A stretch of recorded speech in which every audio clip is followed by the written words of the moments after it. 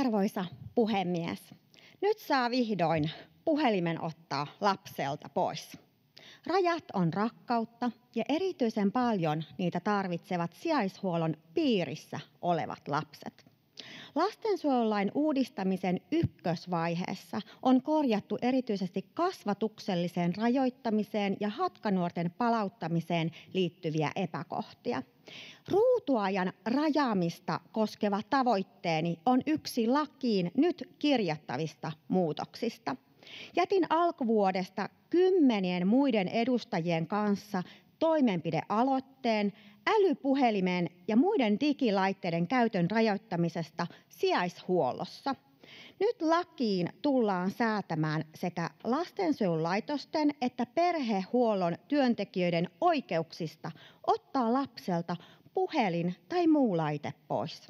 Mikäli lapsi käyttää sitä liikaa ja sillä on vaikutuksia vaikkapa nukkumiseen, tai jos lapsi ei muutoin lähde ulkoilemaan, tai jos on tarve puuttua peliriippuvuuteen tai lasten välisten laitteiden kautta tapahtuvaan kiusaamiseen. Tarkoituksena on siis mahdollistaa normaali kasvatukseen kuuluva rajanveto niin, että aikuinen päättää, mikä on lapselle parhaaksi, vaikka lapsi olisi säännöistä eri mieltä. Edelleen lakimuutos jättää kuitenkin mielestäni liikaa pelivaraa sille, kuinka paljon lapset saavat käytännössä viettää aikaa pelien ja somen ja kännykän parissa. Omassa aloitteessani rajoitusten perusteeksi ehdotetaan yhtenäisiä valtakunnallisia ruutuaikasuosituksia. THL:n ja Opetushallituksen suositusluonnoksen mukaan alle 2-vuotiailla ei tulisi olla lainkaan ruutuaikaa.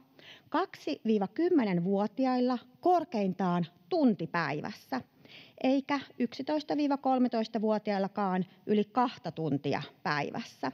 Sitä vanhemmille nuorille suositus tullaan laatimaan ensi vuonna. Näiden suositusten noudattaminen olisi kaikille selkein ja lasten hyvinvoinnin kannalta paras ratkaisu. Siksi esitänkin, että nämä tarkat ruutuaikarajat joko lisättäisiin lakipykäliin tai vähintäänkin alueelle lähetettäisiin ohjeistus käyttää virallisia suositusaikoja päätösten perustana. Ei voi tietenkään olla niin, että ruutuaika on laitoksissa rajattomasti, mutta kotona sitä sitten rajoitetaan. Esityksessä selkiytetään kasvatuksellisten keinojen sääntelyä muiltakin osin sekä painotetaan päivärytmin ylläpitämisen olevan välttämätön taito laitoksen ulkopuolisella elämällä silloin, kun aikuistutaan. Aikaisemmin lapset ovat saaneet olla ja mennä aivan liian vapaasti laitoksissa oman tahtonsa mukaan. Tähän oli todella tärkeää puuttua. Mitään rajoja ei ole uskallettu asettaa, koska laki on ollut hyvin epäselvä ja rajoitustoimiksi tulkitut ratkaisut vaativat aina vahvoja perusteluja ja hallinnollista työtä. Lakiin lisätäänkin nyt työntekijöiden selkeitä, yksiselitteisiä oikeuksia asettaa normaaliin perhearkeen kuuluvia sääntöjä, kuten kotiintulo- ja nukkumaanmenoajat sekä unirytmiä haittaavien esineiden poisottaminen, eli esimerkiksi yöksi, esimerkiksi tämä puhelin. Näitä ei tulla laissa pitämään rajoitustoimina, vaan tavallisina kasvatukseen kuuluvina rajojen asettamisena, millä tuetaan lapsen hyvinvointia ja kehitystä.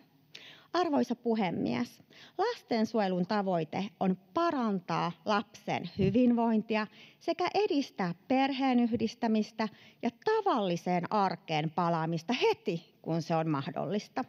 Ilman selkeitä rajoja sijaishuoltopaikassa nuoren on äärimmäisen vaikea saada elämän syrjästä kiinni kotiutuksen jälkeenkään. Nyt tehdyt lastensuojelulain korjaukset ovat siksi tärkeä edistysaskel lakikokonaisuuden kehittämiseksi siihen suuntaan, että se pystyy tosiasiallisesti tukemaan lasten hyvinvointia asiaan kuuluvalla tavalla.